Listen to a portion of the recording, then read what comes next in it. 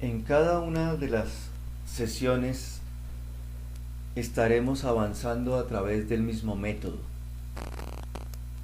con 6 pasos: los saberes previos, la exploración de saberes, estructuración del conocimiento, su profundización y práctica, la transferencia a otros contextos y la valoración.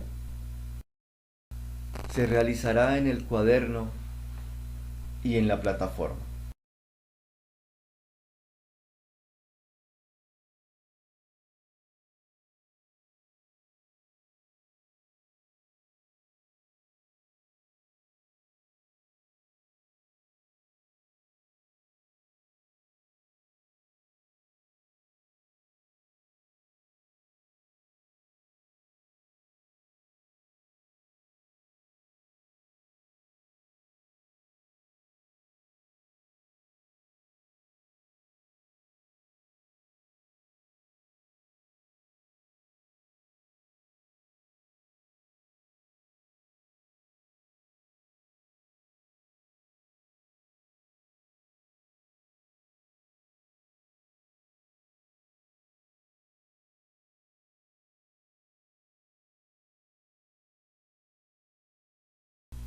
La bienaventuranza cristiana.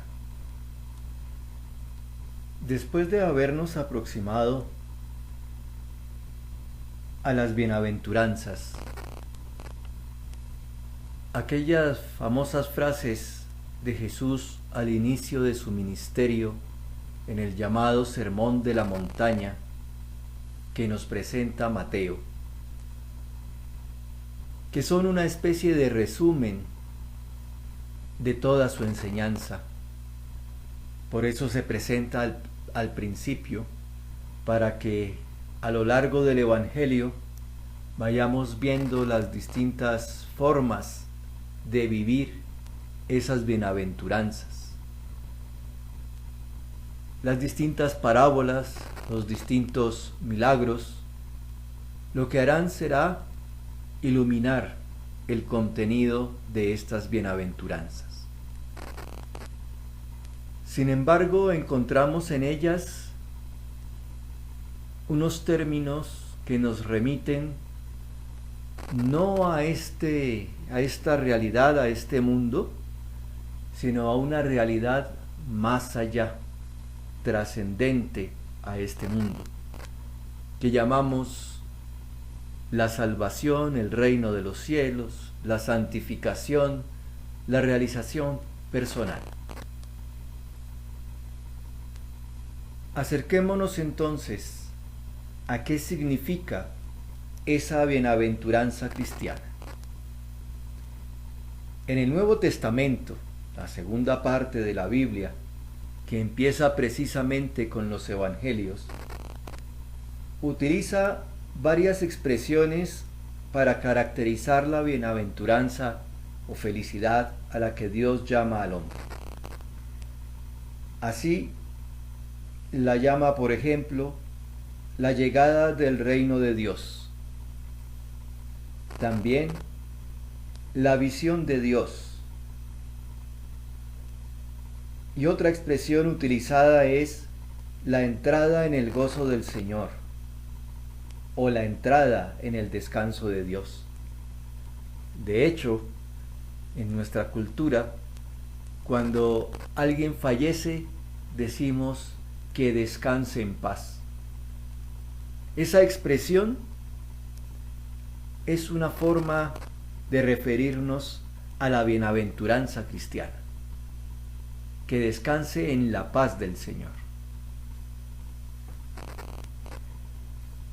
Porque Dios nos ha puesto en el mundo, nos ha creado el mundo con unos propósitos sucesivos, definitivos. El primero es que lo conozcamos, que conozcamos a Dios. Después de conocerlo, que le sirvamos, no en el sentido de someternos, sino en el sentido de realizarnos conforme el proyecto que Él tiene. Así como cuando nosotros estamos realizando una tarea de colegio, tenemos un proyecto. Y a medida que vamos avanzando, vamos viendo si ese avance sirve o no sirve al proyecto que tenemos. Eso es servirle a Dios, que no es otra cosa que ir realizándonos nosotros como personas. Y el tercer proyecto sucesivo, paso, meta, objetivo, es amar a Dios. Y en la medida en que vamos sirviendo, es decir, realizándonos, vamos amándolo a Él y amando a los demás, y también amando al mundo. Y de esta manera ir al cielo. Entonces son 4 pasos: conocer a Dios, servirle, amarle e ir al cielo. La bienaventuranza nos hace participar de la naturaleza divina. Tenemos naturaleza humana y participaremos de la naturaleza divina. Es decir, nos haremos como Cristo. Cristo es de naturaleza divina y asumió nuestra naturaleza humana totalmente. No es una participación, no tiene una partecita o una semejanza.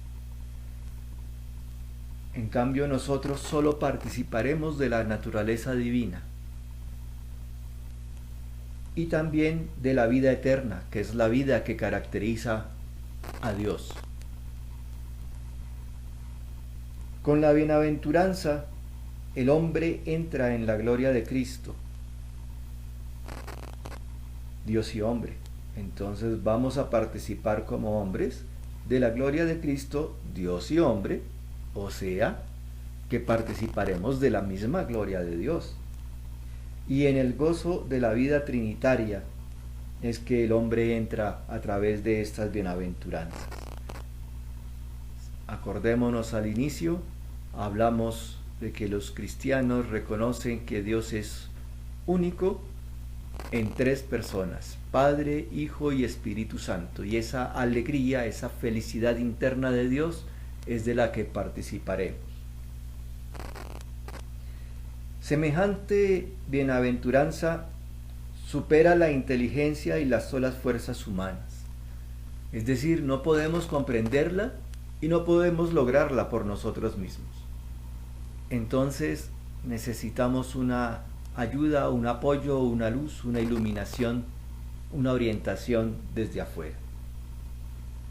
Por eso es fruto del don gratuito, del regalo de Dios. Y por eso también es que la llamamos sobrenatural. No viene de la naturaleza humana, sino viene de afuera. Y diríamos, viene de arriba. Por eso decimos sobrenatural. De esta misma manera llamamos sobrenatural a la gracia de Dios, que es gratis. Eso significa gracia. No tenemos que hacer nada, ni siquiera la merecemos y nos la dan. Y esta gracia es la que dispone al hombre a entrar en el gozo divino, en esa alegría interna de nuestro Dios único en 3 personas distintas.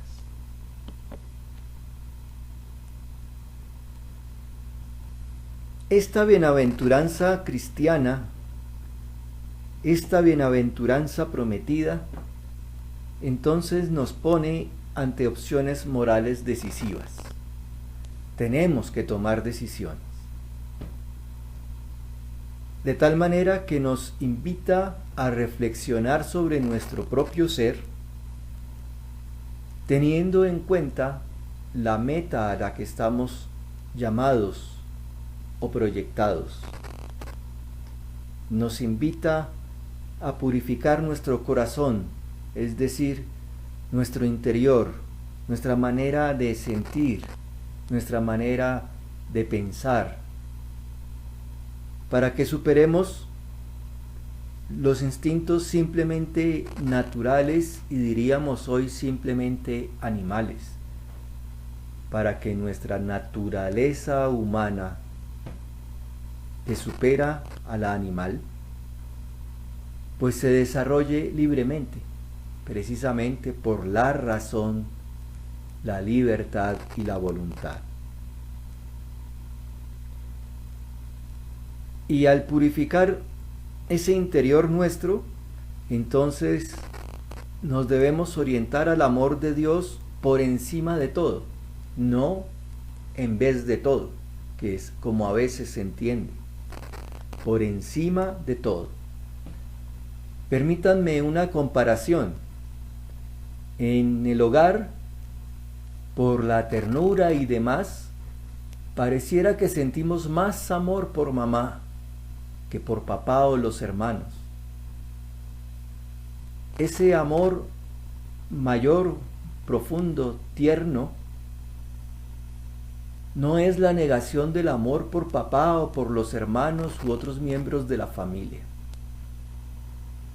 En cierta forma, está por encima de todos, pero no está negando a los demás. Entonces, amar a Dios por encima de todo no significa que no amemos las otras personas, que no amemos la realidad del mundo. Nos enseña también esta bienaventuranza que la verdadera dicha, la verdadera felicidad no reside ni en la riqueza o el bienestar, que pueden ser pasajeros, que son pasajeros y en cualquier momento cambian, como esta crisis mundial que estamos viviendo y que nos mostrará precisamente que riqueza y bienestar se verán afectados negativamente. Tampoco esa felicidad reside en la gloria humana o el poder, esa gloria humana a la que nos han enseñado a través de los medios que antes llamábamos de comunicación, que luego pasaron a llamarse medios de información y que hoy en día llaman medios de entretenimiento, la televisión, el internet y demás. Allí encontramos muchas glorias humanas y mucho poder. Tampoco es quedarnos allí, es superar esas referencias, esos modelos. La verdadera felicidad entonces tampoco reside en ninguna obra humana, en ninguna acción, por útil que sea, como por ejemplo las ciencias, que en este momento nos están apoyando en la crisis que estamos viviendo. Las técnicas que son las que están aplicando, por ejemplo, los médicos en los tratamientos, o las técnicas de prevención que estamos usando, los tapabocas, los desinfectantes, el aislarnos y quedarnos en casa es una técnica. Ni en las artes, la música, el dibujo, la pintura, todas nuestras habilidades, nuestro deporte, no es suficiente para esa felicidad. Nos aportan sí, pero debemos también proyectarlas más allá. Y tampoco la felicidad está en ninguna criatura, sino solo en Dios. Antes presentaba yo el ejemplo del hogar. La felicidad del esposo no está en su mujer y en sus hijos, y la felicidad de la esposa no está en su esposo y en sus hijos. Sí que hacen parte de esa felicidad, pero la felicidad a la que estamos llamados supera esa felicidad. Por eso tenemos que abrirnos a esa bienaventuranza que es esa felicidad, sin dejar de contemplar y gozarnos en estas otras felicidades. Solo que tenemos que todos estos aspectos, purificarlos para que podamos orientarnos de una manera más fácil y decisiva a ese amor y a esa felicidad y bienaventuranza a la que nos llama Dios.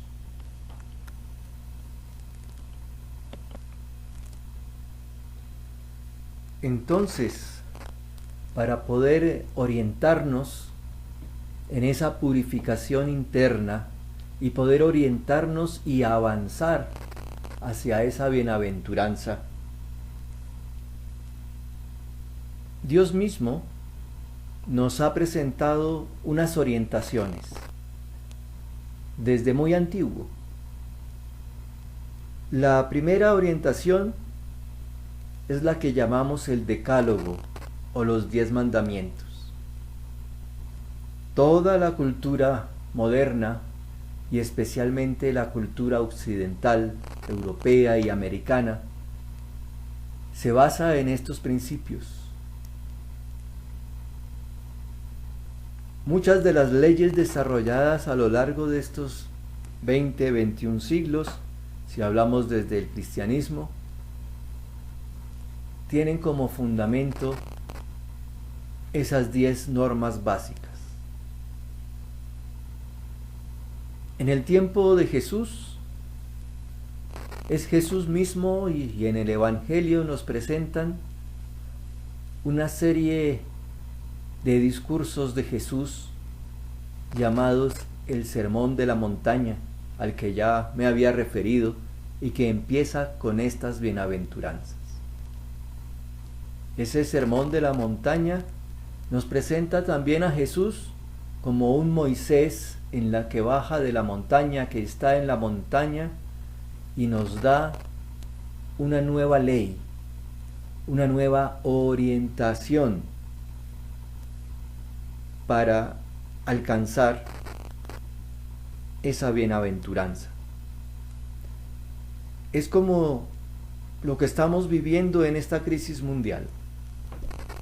Nuestros gobiernos han dado normas llamadas decretos para que nosotros, siguiendo esa orientación, procuremos cuidar nuestra salud, nuestra vida, en la medida en que nosotros cumplamos esas normas, salvamos nuestra vida. Entonces, lo importante es salvar la vida, estén o no estén las normas. Pero las normas lo que hacen es recordarnos, orientarnos. Son como en una carretera las señales de tránsito que nos advierten que si no seguimos la orientación que nos dan, no estaremos viajando seguros. Ese es el sentido de una norma religiosa. No es simplemente una imposición que viene de afuera. También la catequesis de los apóstoles, que podríamos decir que son el resto de escritos que hay en el Nuevo Testamento, aparte del Evangelio, de los Evangelios, nos están orientando en la vida práctica para vivirla de una manera que facilite el que lleguemos a las bienaventuranzas. Entonces, los mandamientos, el Sermón de la Montaña, la catequesis apostólica nos describen los caminos que conducen al reino de los cielos, es decir, a esa bienaventuranza, a esa realización personal. Por esos caminos nosotros vamos avanzando poco a poco, paso a paso, mediante los actos de cada día. Qué interesante esto. Cada acto que estemos realizando en el día a día nos ayuda a avanzar rápidamente o nos detiene e incluso nos puede retroceder en ese camino para llegar a nuestra realización personal o a nuestra felicidad. Y como hemos llamado que estas bienaventuranzas exceden, superan la inteligencia, la naturaleza humana, las fuerzas humanas, entonces comprendemos esa acción de Dios que nos sostiene por la gracia del Espíritu Santo. Y también somos fecundados por la palabra de Cristo, es decir, por esa enseñanza que encontramos nosotros en el Evangelio y en la explicación del Evangelio.